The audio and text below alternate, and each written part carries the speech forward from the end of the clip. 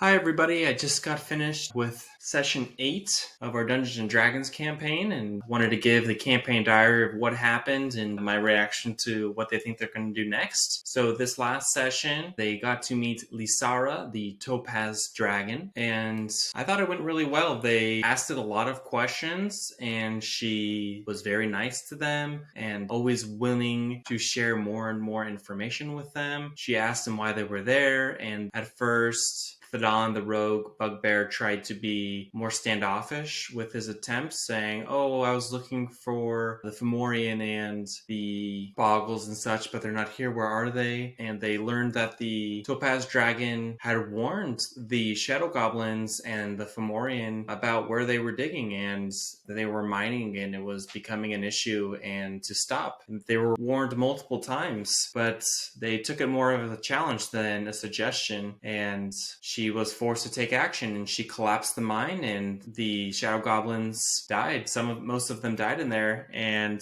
as the Boggles fled and the Fomorian came back, she said that she used some illusion magic and frustrated her basically, and she also fled. And she had a big pile of her hoard was books and scrolls and trinkets and baubles, and she said, "I'm so sorry, I'm in the middle of reorganizing. I simply must fix this." And she would pause and be distracted between the conversation with the players versus wanting to reorganize her things. And as the players approached her, they saw these darklings covered from head to toe, and when they saw the bags under their eyes, they had very dark gray skin. And Lisara discussed that she has been trying to find a cure, as supposedly there was a curse placed upon their ancestors long ago for a betrayal that happened among the Sealy court. And she is a wealth of knowledge of many things, but is a master of none. And the players were very intrigued, and she offered tea, to which the players immediately said no. As one of my players, he knows much of the lore of Dungeons and Dragons. I think as a hindrance in this case, because they assume I'm out to get the players or that I'm out to trick the players, when in reality, most things that they have met thus far have been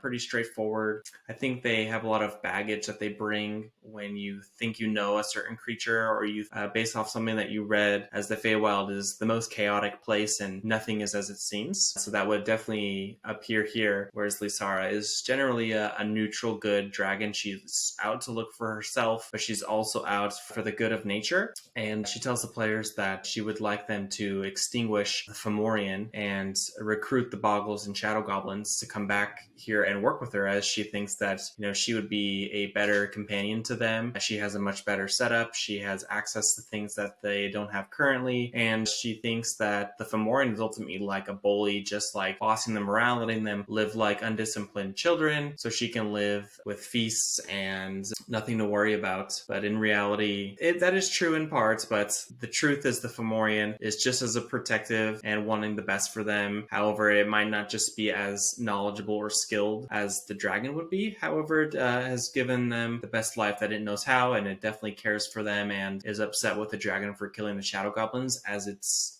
seemed like, "Oh, well, you just think that that's your territory. Why can't we're already on your territory according to you. Why can't we just keep digging?" So that was the Fomorian side of the story. Players don't have that, of course, as they didn't really talk to the Fomorian much. This last session I did mention, like, "Oh, you did remember, Waldo, that it was a giant. It was 12 feet tall. You probably could have talked to it in giant and got a little bit more information out of her," which was just something that was forgotten. I didn't want to offer those types of things because I feel like it's sort of obvious. Like, if you're talking to a giant or if you're talking to something fey, it most likely speaks this language, so you might as well attempt it, and if so, you might be able to get more information out of it. I feel like if I reveal everything secretive about something, it kind of like extinguishes the fantasy of not knowing everything or not being able to learn or find everything that you think is there. And I also want these NPCs to have a lot of depth to them. Like, they're not obviously going to talk to the characters in every language that they know. They're not going to reveal every trick up their sleeve. They're going to, act like we would act, or how they would act in a certain scenario. But after some time, Wink did ask the dragon for some tea and gave it some chamomile and some fey flower mixture that was amazing. And they noticed some paintings and that there was a darkling in the background organizing as they spoke to it, and then they wished to split the party. They wanted to all go and talk, but some of the party were like, no, I like this place. Like, they're offering me books on certain topics that I'm interested in, and she's like seemingly like wanting to talk philosophy and just really delve into whatever you're interested in, she's interested in, and she just wants to talk about it and learn and be very enthusiastic about those types of things. And I mentioned that, she always like thinks that there's solutions to problems because she has like 5 different trains of thought all going at the same time, and she's like going down all these paths really quickly to try to see if there's anything that she might have forgotten or can remember about a subject. So as the Wink and Tink stayed to read up on certain subjects that they were interested in and chat with her a little bit more, the rest of the group went out to discuss like, okay, what should we do? Like, we have this debacle, like, do we attempt to kill the dragon, or do we attempt to kill the Fomorian and recruit the Boggles in exchange for direction or someone that can bring us to a portal to get us back to where we came from? What are their options as far as like getting the Boggles? And there was some really funny dialogue with Waldo saying like, I could just pretend to be him and then just walk in and be like, hey, who are you? And then a giant would say, well, who are you? And then the Boggles would be confused and they wouldn't know who to follow, and maybe they could trick them. So they ended up deciding like, okay, we want to just find out what Lysara will tell us, and then based on what she says, we'll either agree to do it or we'll go back and see what other options we have, or we might just leave altogether. So they went back to Lysara, the Topaz Dragon, to ask her, this is what we want to do, like, what can you promise us, and things like that. They mentioned that, hey, Mocha, this shadow goblin, mentioned like they can't see, or they can't go outside because it's too bright, and they mentioned that they had a skull lantern here that casts shadow for them so they can walk about. Are you willing to part with that so we can like give it as like a token of good faith, as well as like picture frames that you may have to kind of convince the Boggles, because Lysara mentioned that the Boggles can actually teleport through picture frames or anything that's framed out, which is why they have those scattered all about their lair. So I dropped that hint for them because the Boggles asked to play hide and seek with Waldo in the previous session, which they missed. Lysara ultimately said, I can't part with these items, but I'm definitely willing to provide that for them when they come here, and gave her argument as to why she thinks this would be a better place for them to flourish. And the players ultimately, they'd made a bunch of insight checks to see if they could tell if she was lying. They didn't tell that she wasn't lying, that she was telling the truth. This is just what she wants. So they agreed, like, okay, we're willing to do this, but before we go, can we rest up and take a long rest here? And she said sure. She had one of the Darklings escort them into their dark chambers, where there was a table and a bunch of beds set up from when the Shadow Goblins lived here. And the Darklings talked to them, which they didn't think that they could talk, saying in a hushed voice in Elvish, hey, please don't make any light in here, please. And they asked if there were any rooms they could go to that where they could use light, and they said no. So Wink took his 4 hours of trance and then immediately worked on making a necklace for Lysara, which he brought to her. And she really appreciated this item because she feels like gifts, it's easy to give something away, but when you make something by hand, it really shows like your appreciation for them, the whole time you were making it, as you give it to them, as well as like a token of your friendship and love. And she really enjoyed that as a Topaz Dragon. So she gave him a magical scroll, which I haven't decided what that is going to be yet. So I just told him like, you didn't have time to look at it, but she said, just to read the scroll when to remember her and when you need it most. So we'll see what I come up with to give them. And she gave Waldo a rubber ball to play with while he was there, and said that she would be willing to give, if they were able to succeed, she would give them a magical scroll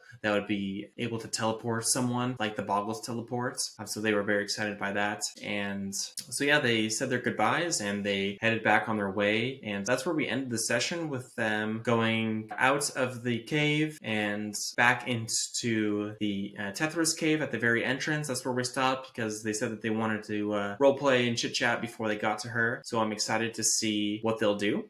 They did mention that they're going to try to like do an illusion of the dragon to maybe try to lure him out. But what I already had planned was, if they bring the dragon to Lysara in any fashion, she is going to use her great club and smash it as like a token or a sign to Mocha and the others, that she ultimately is what led to its defeats, and they now have their home back. So I'm worried if they like try to go and transform into the dragon's head, that they'll get a big smashing from her magical club that she has. So I think it'll be a formidable fight. I don't know if I'm going to have the Boggles join in or Mocha join in the Shadow Goblin. It will really depend on what they say. I don't have anything determined based on their plans. I'm just going to role play it like Tethra would respond and how they would respond. They had mentioned to the players players previously that, they follow her for a reason and they care for her and they'll do anything to protect her. So, just them trying to trick the Boggles or Mocha, even though they might not be highly intelligent creatures, they're not just going to abandon their master and someone who saved them from the dragon and even pre-dragon. So we'll see what happens next session. I hope you were able to learn something as well as far as like how I'm preparing. I prepared some of the dialogue that I had for Lysara, but I didn't have everything written out as far as like what her motivations were or like how she would respond to certain questions or queries or certain acts of kindness or acts of non-kindness. But I felt like it went well. I didn't feel like I was going back on what I had said previously, as well as it was fun to have the Darklings there. I don't think they caught that Tethra said that the dragon had allied itself with dark creatures, meaning like actual Darklings were just there like trying to get information. They don't serve her in any capacity. They just like are living amongst her as they're trying to get information on a cure. So stay tuned for episode 9 and we'll see how the battle with Tethra, is what it sounds like, will occur. So we'll see you then. Hope you have a great week. Enjoy.